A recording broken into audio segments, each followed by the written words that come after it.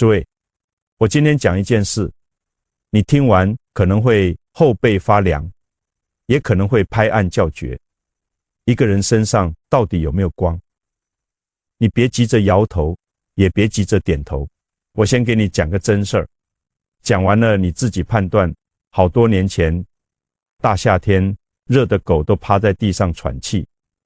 有个朋友领着一位大老板来见我，这人我早听说过，做地产，手底下几百号人，平时说话像打雷，走路带风，周围的人见了他都要矮3分。但那天他推门进来，我心里咯噔一下。你们猜他穿的什么？一件厚夹克，领子竖到下巴，整个人缩成一团。坐下来的时候手都在哆嗦。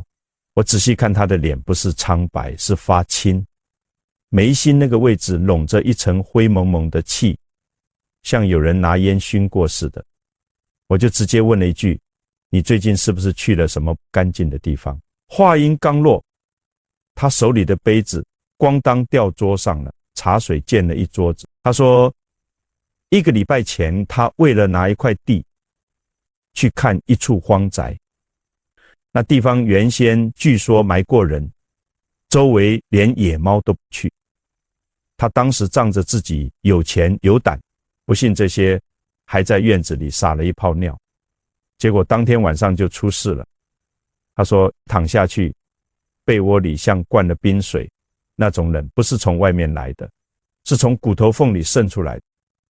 刚迷糊过去，胸口突然像被人狠狠踩了一脚，喊不出来，动不了，眼睛半睁着，能感觉到床边蹲着个东西，呼哧呼哧喘气，就那么盯着他。这一折腾就是7天，夜夜如此，人都快散架了。我看着他那副模样，跟你们说句大实话，这就是古人讲的神不守舍，邪气入体。咱们人的身体本来有一层保护罩，道家管它叫刚气，佛家管它叫光明。你心正气足的时候，这层光是亮的，外头那些乱七八糟的信息波根本钻不进来。但你一旦狂妄，一旦虚弱，这层罩子就破了口，恰好又跑到那种时常紊乱的地方，频率一对上，坏东西就顺着缺口灌进来了。就好比收音机拨错了台，接通了一个全是噪音的频道，你说那声音能好听吗？他问我怎么办，是不是要请人做法烧纸？我摆摆手说，最好的大师不在外面，在你自己心里。我让他回去找出心经，就那短短260个字，不用管意思，不用管仪式，觉得冷，觉得怕的时候就念出声也行，默念也行，把注意力完全定在那个声音上。他当时半信半疑，说这几百个字能顶什么事？我说你先试，不花你1分钱，亏不了。10天之后他又来了，人完全变了样，夹克脱了，脸上红光满面，说话声音又跟打雷似的。他跟我讲，那天夜里冷气又来了，他吓得够呛，但咬着牙在心里开始念观自在菩萨，行深般若波罗蜜多时，念到最后那句咒语接地接地的时候，他说丹田突然烧起一团火，热气轰地冲上头顶，压在身上的东西像烟一样散了，房间一下子暖起来。从那以后再没出过事。故事讲完了，你当奇闻听也行，但道理我得给你们掰碎了说。为什么心经这么厉害？那几个字有法术吗？不是。现在量子物理讲得很清楚，万物本质是振动，你的身体是波，那些阴性的东西也是波。心经是什么？它是佛陀在最深的定境里流淌出来的极高频振动。你一念诵，你的心念就跟宇宙里最纯净、最刚猛的频率共振了。打个比方，把一盏1000瓦的灯打开，黑暗不用你赶，它自己就没了。这就是邪不压正的底层逻辑。但我要跟诸位讲清楚，如果你只拿它当护身符，那就太可惜了。就好比用夜明珠打弹珠，爆欢天物。为什么？因为这部经的分量远比你想的重。你们去翻大藏经，佛经堆起来比房子还高。有的经华丽庄严，像华严经；有的经长篇大论，像法华经。唯独这部心经只有区区260字，却流传最广。上至帝王将相，下至贩夫走卒，谁都能念2句色不异空，空不异色。你想过没有？凭什么？当年阿难尊者也问过这个问题。阿难是佛陀的堂弟，号称多闻第一，记忆力像录音机，佛陀讲的法他全能背。有一天他站起来问世尊，您说法49年，84000法门，这部心经这么短，为什么您说它是诸佛之母？凭什么念这一小段胜过千经万论？佛陀微微一笑，说了一句极重的话：阿难，过去、现在、未来一切佛，皆依般若波罗蜜多而成就。这话翻成大白话，就是不管你是哪尊佛，想开悟，想了生死，都绕不开这个东西。般若，没有般若，你成不了佛。般若是什么？不是你书读得多，能考博士，能赚大钱的那种聪明，那叫世智辩聪，搞不好反而是烦恼的根源。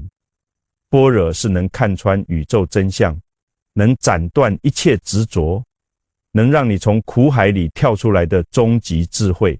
我给你打个最俗的比方，佛陀那84000法门，就像一间大药铺，贪心重的人开一味药叫布施，脾气大的人开一味药叫忍辱，脑子乱的人开一味药叫禅定。这些都是对症下药，治标。心经是什么？心经是药铺里那张总方子，是能治百病的药引子。你吃透了它，就像太阳一出，雪自然化，什么病都归结到一个根。你没有智慧，你执着了。据记载，释迦牟尼讲经49年，光讲般若这一个主题就花了22年，快一半的时间翻来覆去就说这一件事，最后把精华浓缩再浓缩，就成了这260字。它不是普通的经，它是佛法的心脏。佛陀还对阿难讲过一句很重的话：别的法忘了我不怪你，但你把般若弄丢了，等于把佛法的根断了。你看这话说的有多狠。所以那个大老板念心经能赶走邪气，道理就在这儿，邪最怕正。般若是天底下最正最纯的能量，你一启动它，那些乱七八糟的东西根本站不住脚。但诸位，虽然它能正邪保平安，这还远不是它最厉害的地方。咱们现代人真碰到鬼的概率有多大？极小。我们碰到最多的鬼是什么？心里的鬼，焦虑、失眠、抑郁，整夜睡不着，看着镜子里的自己一天天憔悴。现在医院里看失眠的比看感冒的多。既然心经是治百病的总方子，它能不能治这个？能不能让你那张发黄发暗、长满疲态的脸恢复光彩？我跟你说，在这件事上，它比安眠药管用，比美容院管用。你们留意观察过没有？有一种人，哪怕穿金戴银，你看着他就觉得苦，眉头紧锁，脸上的肉是僵的。这种人通常睡眠差，脾气大。还有一种人，五官普通，但你一看就觉得舒服，想亲近，脸是润，眼睛是亮。这就是相由心生4个字的活体教材。早年在台北，有位女居士来找我，家里很有钱，老公生意做得大，但她整个人像一棵枯草。她说每天要吞3颗安眠药才能勉强眯2个小时，脑子像高速运转的马达停不下来，躺下满脑子都是明天要见谁，老公说了什么，孩子成绩怎样，越想越烦，越烦越清醒。你看他的脸，腮帮子塌下去，眼圈乌黑，耳朵薄得像纸。面相里，耳朵代表肾气，代表福气，耳薄干瘪，说明生命能量被焦虑耗尽。她问我要不要念个咒，让老公对她好，求菩萨赐她好酒。我说你别求这求那，你最大的问题是心漏了。楞严经有句话叫狂心顿歇，歇即菩提。你的心像只发疯的猴子，上窜下跳，一刻不停。这个狂心不歇，身体好不了，脸好看不了，运气也来不了。我给他一个法子，把安眠药扔了，每晚关灯后盘腿坐在床上，别想我要睡着，你越想越睡不着，你就念心经，跟着录音念也行，默念也行，但有个要求，每个字都要像雨滴打在荷叶上，听得清清楚楚。他不信，说脑子这么乱念经管什么用？我说就是因为乱才要念，这叫以一念代万念。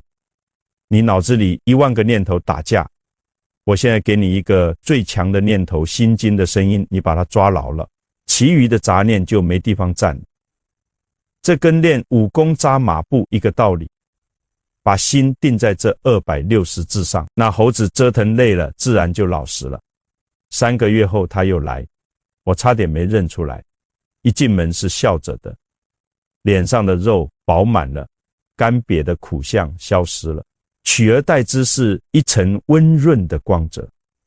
最让我惊讶的是，他指着自己的耳朵说，老师你看，我老公说我耳垂好像变厚了，我仔细一看，确实圆润了，有了肉感。诸位，这不是神话，这是生理学。你念经时心静了，交感神经终于放松，副交感神经开始工作，血管扩张，气血通畅地流到脸上，流到耳朵。中医讲肾开窍于耳，心一定肾气就足，耳朵自然变好，这叫内壮外强。她说现在不光睡得香，连老公都问她，你怎么变了？以前像火药桶，一点就着，现在看着你就想跟你多说2句。你看，花香蝶自来，你自己变了，磁场就变了，磁场变了，别人对你的态度自然就变了，这就是改运。所以我常劝现在的女孩子，别花大钱去打针动刀，最好的美容品就是心经，每天花15分钟把心里的垃圾清一清，把燥火降一降，坚持3个月再照镜子，你的眼睛会变亮，皮肤会变细，那种气质是化妆品画不出来的，这叫修得菩萨面，自有神仙福。但是诸位，如果心经只能助眠养颜，那它不过是个高级保养术，还没显出真本事。你自己变好了没错，可活在世上最难搞的不是自己，是别人，是天天给你穿小鞋的领导，是在家跟你冷战的那位，是怎么看怎么碍眼的小人。念心经能把这些烂人念走吗？能让冤家变贵人吗？我告诉你，这才是他最不可思议的地方，他能像磁铁一样翻转你周围的人际场。你有没有这种体会？本不想生气，但环境逼着你发火，碰到一个上司，脾气臭得像茅坑石头，动不动拍桌子骂人，你怎么办？忍气吞声，那叫憋屈，迟早憋出病。真正的佛法不是叫你当受气包，而是教你一门高段位的转化术。我以前认识一个年轻公务员，很有才，但在单位里过得极惨。他的顶头上司是个出名的暴君，大概是更年期加性格缺陷，看谁都不顺眼，尤其针对他写好的报告，看都不看扔地上。开会当众指鼻子骂他蠢。这年轻人跟我说，老师我真受不了了，要么辞职，要么哪天拿刀跟他拼了。我按住他说，你别急着走，这一关你过不去，换个地方还会遇到同样的人，这叫业力，你躲不掉。我教他一个法子叫回向。我说你以前念经都是求自己好，从今天起换个念头，每天上班前默念一遍心经，然后想着那个暴君的脸，在心里对他说，愿以此功德回向给你，愿你没有烦恼，愿我们之间的冤结解开。他眼睛瞪得像铜铃，他那么整我，我还把功德给他，我恨不得他出门摔跤。我笑了，说，你想想看，他为什么脾气那么坏？因为他心里苦，他心里有一团火在烧，骂你只是他被自己的业力绑架了，本质上是个可怜人。你恨他等于往他那团火上浇油，早晚两个人一起烧死。你要做的是釜底抽薪，发一念慈悲，把他那里的火气中和掉。这年轻人虽然不情愿，但回去照做了。头几天没动静，上司照样臭脾气。到了第2个礼拜，怪事来了。开会时，那上司看了他的报告，皱了皱眉，突然叹口气，说了句，这段写得还行，下次注意。全办公室的人都愣了。再往后越来越顺，那上司不光不找茬了，有一次还私下跟他说，小张啊，不知道为什么最近看到你，我心里火气就小了，跟你说话觉得不累。半年后这位上司调走了，临走还极力推荐他接了自己的位置。诸位，这不是童话，背后的道理现在的科学也能解释。量子物理里有个观察者效应，你用仇恨的眼光看他，就激活了他身上的恶性程序，你用慈悲的眼光看他，就激活了他身上的善性程序。你念心经改变的是自己发射出去的脑波频率，以前你发出去的是刀子，他收到自然还给你刀子，现在你发出去的是光，是柔和，是无挂碍。那个能量打在他身上，他想发火都发不起来，因为频率对不上了。心经讲心无挂碍，无挂碍故无有恐怖。当你对冤家没有了那种死磕到底的执念，那根冤结的绳子啪一下就断了。这一招用来对付暴躁上司管用，用来对付借钱不还的朋友管用，用来化解任何人际死结管用。但我也知道，有些缘分你逃不掉，老板不好可以辞职，朋友不好可以绝交，可结发夫妻呢？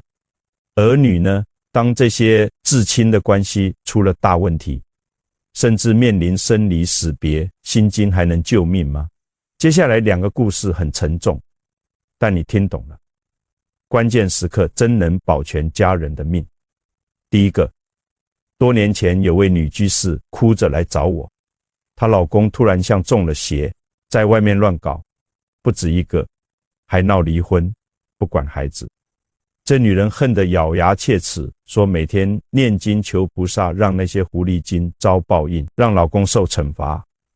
我一听赶紧拦住，你这哪是念佛，你这是在发毒咒。夫妻之间多半是冤亲债主，你心里全是恨，就等于一根绳子把他外面那些人死死捆在一起，你越恨，绳子勒得越紧，结越解不开。金刚经讲一切有为法如梦幻泡影，佛陀是在教我们看破。我对他说，你回家不吵不闹，把那个男人当空气，把这段孽缘当一场梦，你只做一件事，念心经，但换个念头，不回向给自己，不回向给老公，回向给这段恶缘本身。在心里说，如果你是来讨债的，我把功德还你，咱们两清。如果你是来报恩的，愿你早日清醒。他照做了，不再查岗，不再哭闹，每天安安静静念经，把家里收拾得干干净净。那男人本来觉得家是地狱，外面是天堂，突然发现老婆像换了个人，那种祥和宁静的气场，让他觉得外面才是火焰山，家里是清凉池。不到半年，他自己断了外面的关系，老老实实跪在老婆面前忏悔。你看，不争而善胜，你用般若的智慧切断执着，对方反而被你的磁场吸回来。第二个故事是真正的救命。我一个老学生的亲妹妹生孩子难产，孩子肩膀卡住了，医生满头大汗跑出来说，再不出来大人小孩都危险，可能要紧急手术。全家人吓瘫了，妹夫腿都软了。我那学生毕竟跟了我几年，有点定力，他知道越慌越坏事。他从包里摸出一盘我录的心经磁带，交给护士千叮万嘱，不管怎样把这个放给他听，声音开大让他听见。同时他自己在产房外闭上眼，屏息杂念，默念心经，心里观想，没有卡住这回事，一切通畅，一切光明。就在录音机里传出观自在菩萨的声音时，产房里那撕心裂肺的喊叫突然平了。不到10分钟，护士冲出来喊，出来了，7斤半大胖小子。医生都纳闷，刚才明明卡得死死的，怎么肌肉突然松了，像滑出来。有人说巧合，我说不是巧合。从生理角度讲，产妇在极度恐惧时，全身肌肉僵死，产道闭锁。心经那个声波频率是极安定的频率，进入他耳朵的瞬间，安抚了惊恐的神经。精神一松，身体跟着松，生命力自然冲破关卡。从佛法角度讲，这是消业障念诵心经，是请诸佛菩萨护场，为母子清除障碍。所以我常说，家里有人生病、动手术、生产，与其在外面哭天抢地，不如稳稳坐下来念一卷心经。你那一刻的清净心，就是给亲人最好的强心针。讲到这儿，肯定有人跃跃欲试。哎呀，老师，那我每天念100遍，是不是就能中彩票？慢着，我这辈子见过太多念经的人，有的确实灵验无比，但90%念得口干舌燥一点用没有，生活照样一团糟。为什么？不是佛法不灵，是你那个接收器坏了，拿着一台坏收音机，怎么可能收到信号？现在我把修收音机的说明书给你们，3个开关打不开，你喉咙念破了也白搭。第一个字静，别一边刷手机一边念，别歪在沙发上念，别在厕所里念。虽然佛菩萨慈悲不计较，但从能量角度讲，你这是漏气。古人说1分恭敬的1分利益，你心善身歪的时候，气脉是乱的，发出的信号是善，跟高频能量根本共振不了。哪怕一天只念1遍，也给我端正坐好，洗手漱口，把散乱心收回来，像去见贵人一样有仪式感。心一肃穆，能量场瞬间就通了。第二个字照，心经开篇就是照见五蕴皆空，这个照是让你像探照灯一样看住自己的念头。很多人嘴里念着色即是空，脑子里想着股票跌了没，晚上吃什么，这叫念梦话，能量全跑到红烧肉上去了。真正会念的人是听，用耳朵去听自己发出的每一个声音，不用想意思，就听。当注意力完全在声音上时，杂念没有缝隙插进来，这叫以声摄心。你能10分钟不跑神，那一刻的定力比散乱念10000遍都强。第3个字回向，这是最关键最决定格局的一个字。很多人念经目的性太强，我要发财，我要升职，我要老公听话。华严经有句极重的话，忘失菩提心，修诸善法是名魔业。意思是你忘了利益众生那颗大心，哪怕在修善法也是在做魔的事。为什么？因为你在助长贪心，你心量只有针尖大，想装大海的福报装不下，杯子小，水一倒就溢。想要大福报，得把杯子敲碎变成大海，怎么变？念完经别只想自己，在心里发个大愿，愿以此功德回向冤亲债主，回向一切受苦众生，愿他们离苦得乐，开启智慧。你发出这个念头的瞬间，心打开了，你不再是一个人孤军奋战，而是跟整个宇宙的善意接通了。能量的回流是千百倍的。你看那些真正的大企业家、大慈善家，为什么运气好？因为心量大，想的是我们不是我。越无私得到越多，越自私失去越快，这就是佛法的辩证法。所以诸位，下次念心经，把这3个开关打开。第一，身正心静；第二，耳听声照；第三，念完回向。你再试试，身体里的热流，心里的安宁，会像潮水一样涌上来。最后再讲一层，前面所有的驱邪、助眠、养颜、化解冤家、生死关头救命，这些全是用，不是体。心经念到最后的终极境界是什么？故说般若波罗蜜多咒，即说咒曰：揭谛揭谛，波罗揭谛，波罗僧揭谛，菩提萨婆诃。这是全经的高潮。意思翻过来很震撼。去吧，去吧，超越一切，去彼岸吧，大家一起觉悟吧。佛陀不是让你坐着求保佑，是让你去超越心里那个斤斤计较的小我，超越那个困死你的贪嗔痴。我年轻时走遍名山大川，看过无数风水宝地，有人问我哪里风水最好，我说福地福人居，福人居福地。你心术不正，满脑子算计，住进皇宫也会变凶宅，因为你的磁场是乱，好风水都被你搅坏了。反过来，你心地善良，胸怀宽广，住破窑洞也能把那里变成宝地。维摩诘经讲随其心净则佛土净，这是改命的终极密码。你心净了，脚下就是净土；心乱了，到了极乐世界也嫌吵。所以念心经念到最后修的是什么？是把你自己修成那个最好的风水。当你不执着于发财，钱反而来找你；不执着于被爱，爱反而围绕你。心经讲无所得故，菩提萨语心里空了，干净了，宇宙无限的福报才灌得进来。